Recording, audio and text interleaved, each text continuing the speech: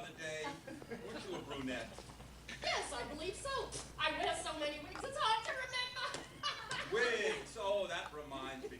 You're Cindy Fields, the barber's wife. Hey, I gotta talk to him about the hair scalp that he gave me a few years ago.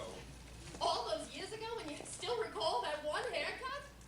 I'm sure that everyone who gets a haircut from Cindy Fields remembers. Your husband smells like a guy eating Limburger cheese while getting a permanent inside a septic tank at a slaughterhouse. No offense. No offense taken. Why do you keep looking out the window?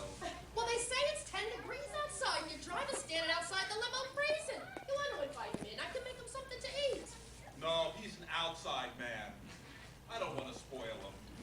Besides, I fed him the other day, but thanks anyway. Can I ask how you come to know Mr. Billow? Mr. Billow saved my life a few times.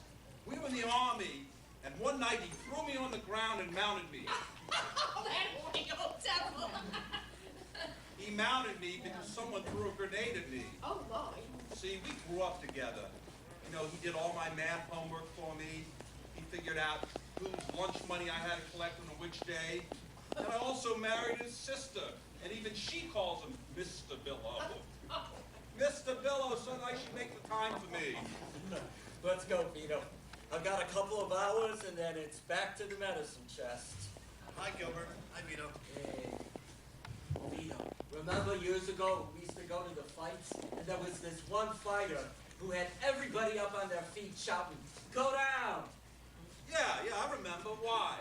That's him, Eddie Go Down. I must say I'm learning a lot today. We're all ignorant, only on different subjects. What the hell did I do with my coffee?